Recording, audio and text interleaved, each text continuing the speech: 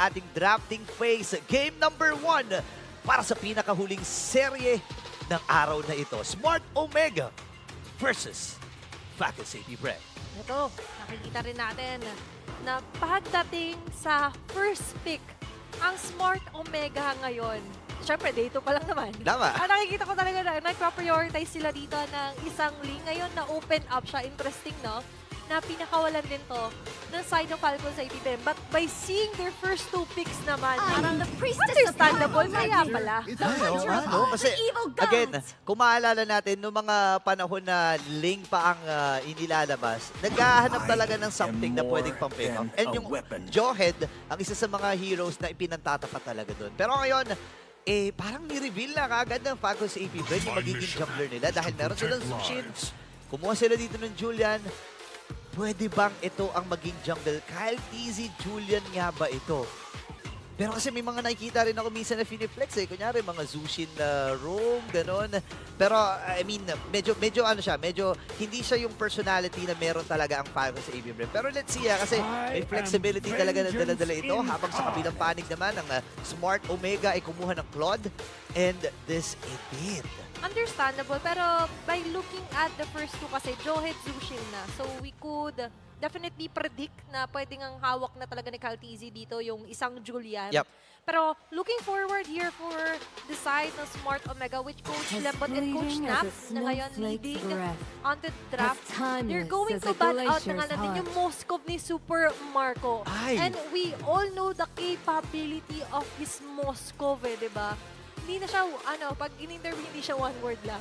Pero napakarami niyang nagagawa pagdating sa loob ng LAN of Dawn. Yeah, ang hirap kasi kalaban talaga nito. Again, ako masasabi ko na isa sa mga assassin killer talaga ang isang Moskov. Once na matimingan niya yung dash niya tapos na pin down ka sa mga pader, medyo magdidelikado ka talaga. Gusto ko yun yung sinabi mong assassin killer.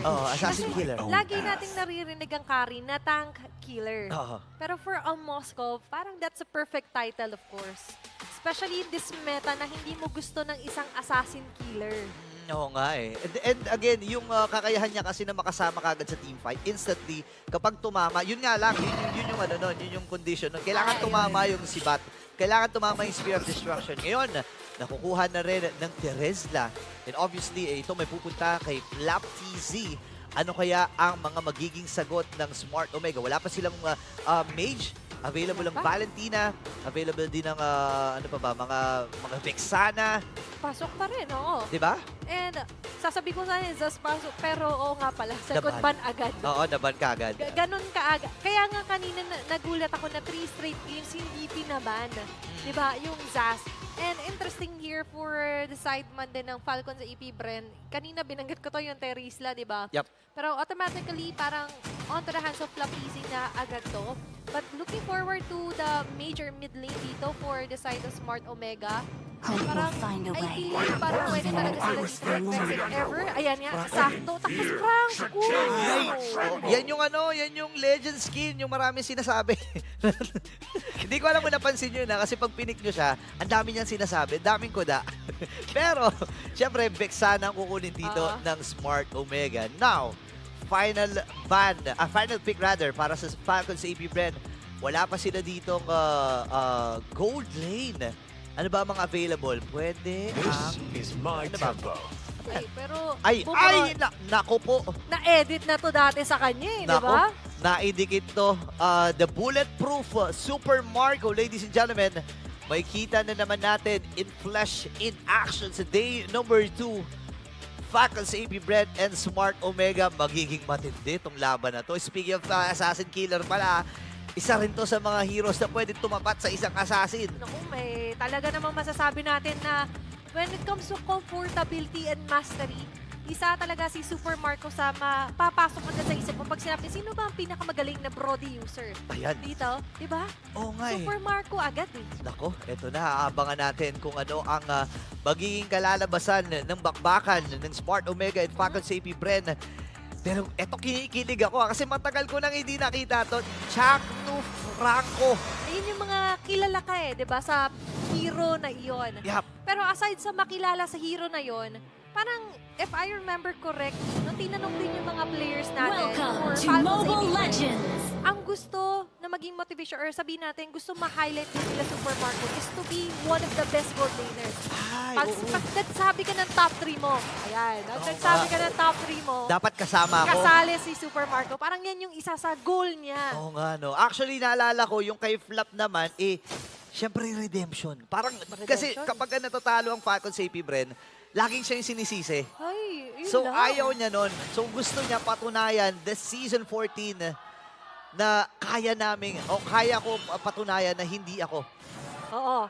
Wala siyang tinuturo dito, pero alam kong ako yung nagbibigay ng, kumbaga may something ako na nagbibigay sa Falcons AP Bren. May something ako na na-offer sa kanila. Kumbaga, he wants to rewrite, 'di ba? Yung something na 'yon. Oo. Pero maganda naman yung giging storya run dito ng Falcons AP Bren.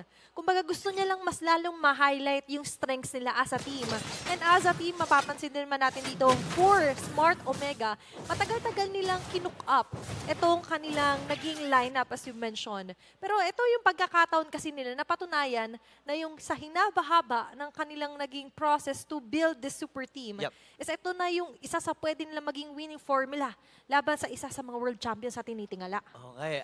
Actually, naalala ko no, yung sa Smart Omega last season, nagkaroon din ng upset eh. Nagkaroon ng upset game ang Falcons AP Bren and Smart Omega. Week 6, day number 3. Yun, naalala Very ko yun. specific ah. Kasi, tinuwan ng Smart Omega ang Falcons AP Bren nung panahon na yun. And they know na kung nagawa natin nung panahon na yon, it's time to bring it back and to polish it. 'Di ba? Yan, papasok na naman tayo sa ating keys to victory.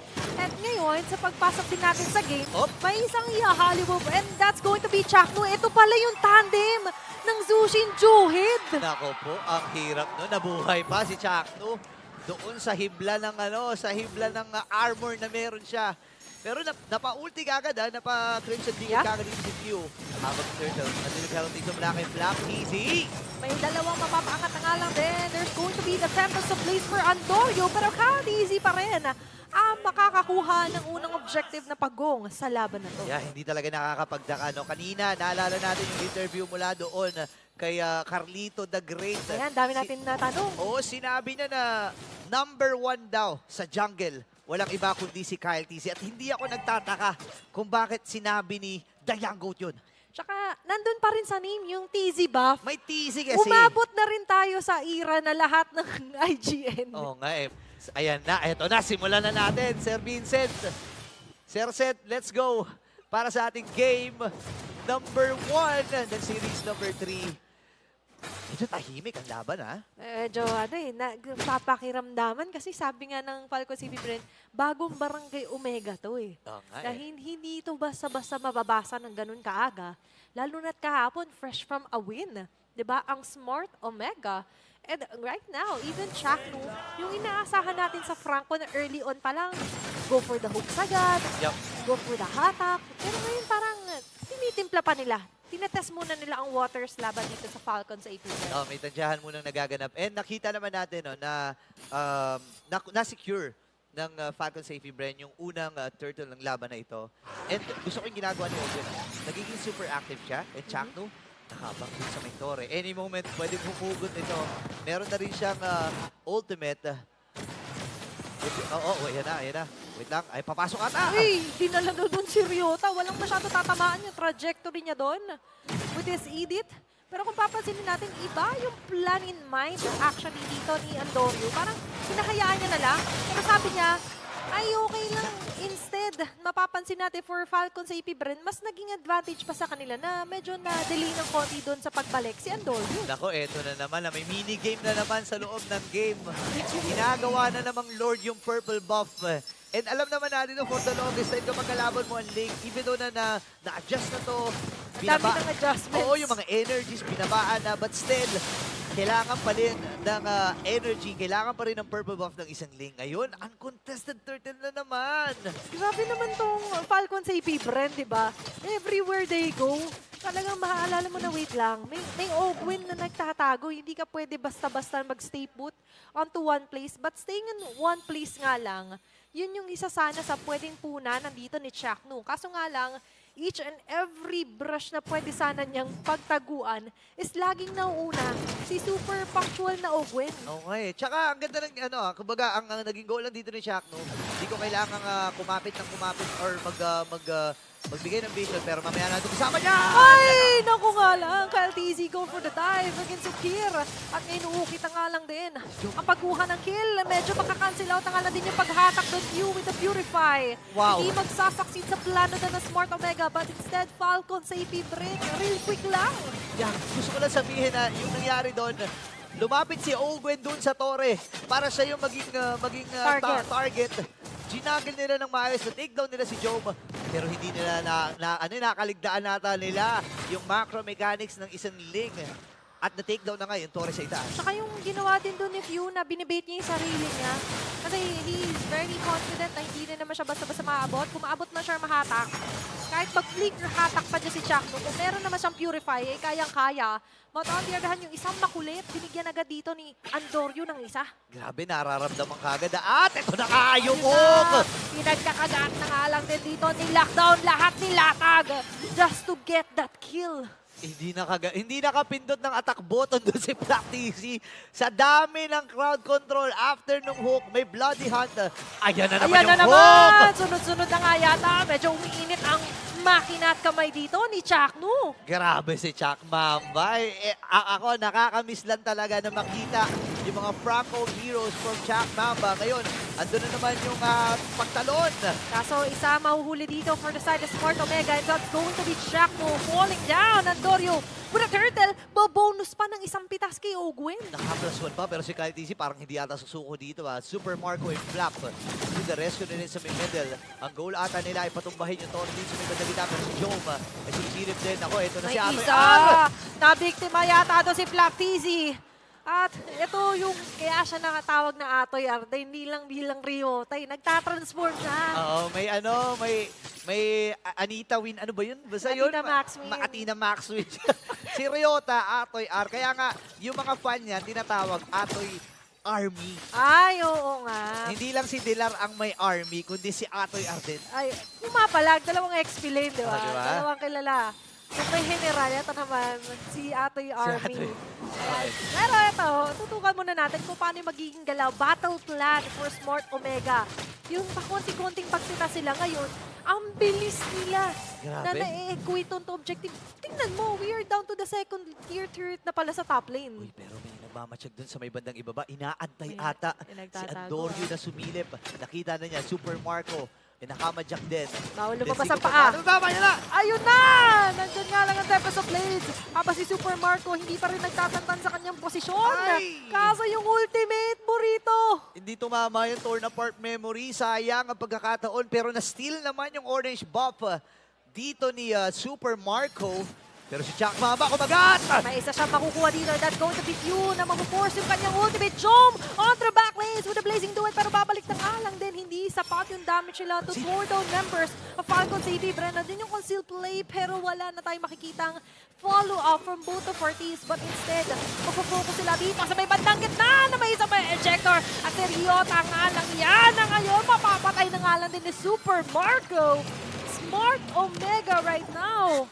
Kahit na very aggressive sila, medyo kinakapos si Andoryu. Yung Ay! plano niya namang backstab, hindi mangyayari. Ay, sayang ang pagkakataon. Nasungkit, parang mangga. Sinungkit doon sa may bato. Sinungkit doon sa may pader. Iba ni Kyle TZ, may hinog na mangga na dito ah. Parang hinog na mangga. Ito si Andoryu sa nangyari na yon. Sakto enhance the chain ni Kyle TZ na pababa. Doon sa tinutugtungan. Sakto eh, Ito si kinadena yung paa eh. Sakto, di ba? Sobrang sakto, pero sakto din. Dahil 13k na lang yung buhay nun. Ang bilis! Ang bilis na tutunawin dito si Kyle TZ makakuha ng Lord. Ang bilis ng pangyayari pero si Ryota dito ang makakaligtas pa rin naman. Habang doon sa pinakadulo, meron na pinagtutulungan. And that's going to be Flap Easy. Isa-isa na sila nagbabagsakan dito. That's going to be a 2-for-1 for Falcon CP Bren na ngayon. Leading against Smart Omega na hindi pa yata doon nagtatapos ang lahat dahil humahabol dito sila Antonio on the view with a mega kill. Mukhang dadalawa pa nga yata siya doon pero medyo nahuli siya doon. Nila Omen at Supermarket na nag-conceal play pero hindi yata nila abutan. Umikot sila dito sa jungle side pero hindi lilingon ng Smart Omega sa kanila. Grabe, wala nang lingunan. Takbo na lang kagad para dito kay Dory. Wala rin siyang energy doon para makipaglabanan. And ang Falcon sa AP Bren, nagkaroon ng sabihin natin swing. Yung gold lead, 3.1k. Kasama pa nila yung level 1 na Lord. Remember, hindi yan yung Luminous na tumatalon, yung tumadamba. Mabilis na madedepensa nito ng Smart Omega. Pero gusto ko yung nangyayari dito. Gusto ko yung pinapakita at pinapamalas ng mga mid-lane natin. Pero mamaya na kasi yan. Force and Tempest of Play. It's going to be a 4v1. Kinagat! Si Caldi, si Andorio with the shutdown. Kaso magiging trade-off na lang dito ng Falcon sa Ibibren. Kumuha na lang tayo ng Torre. Yeah, dito talaga magaling ang Falcon sa AP Bren. Kapag ka nalulugi sila, lagi silang may mga kaharap na trade. Lagi silang naghahanap. Pero Shadow R, nilaban na ata ng primer run ay gagamitin na nga rin. Pero nandyan sa harap sila Super Marco with the counterpart memory. Nandyan na nga lang din si Jom here with the blazing duet.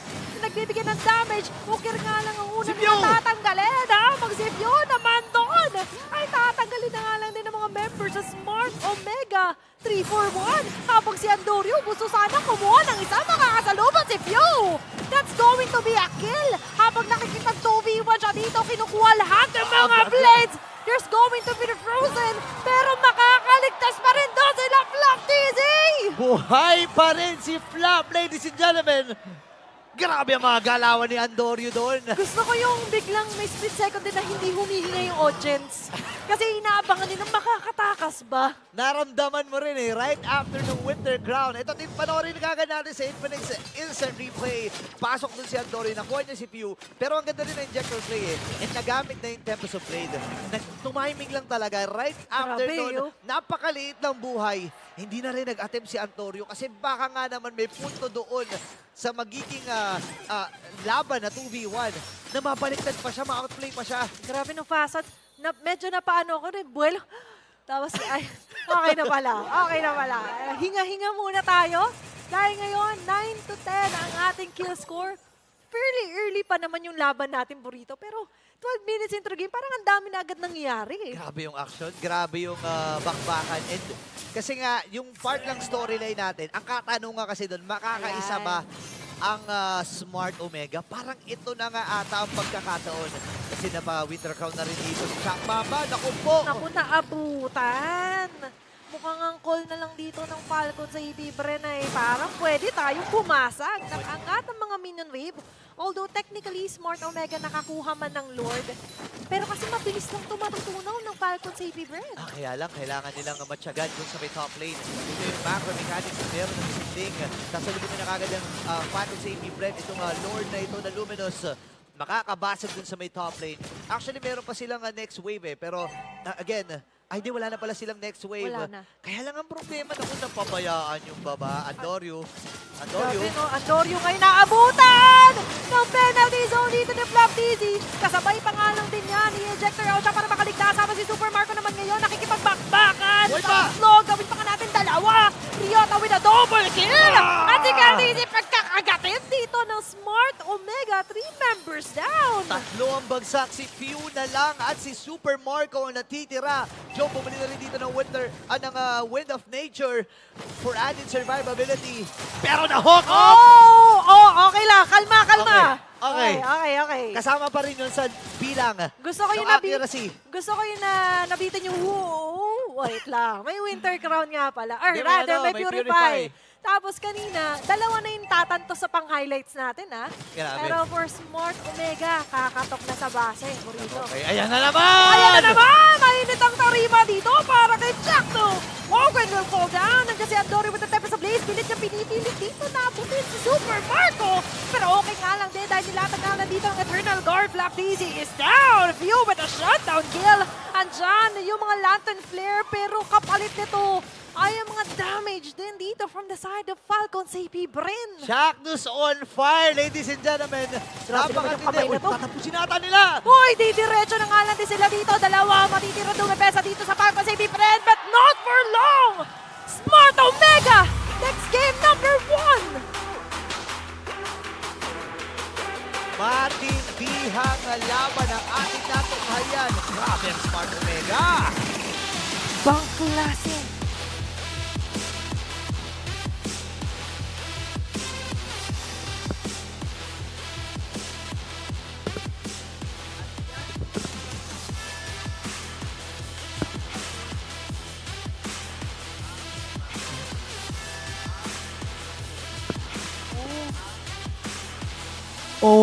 OMG! Ang rason kung bakit tinawag na lason ang Smart Omega mula nung unang panahon pa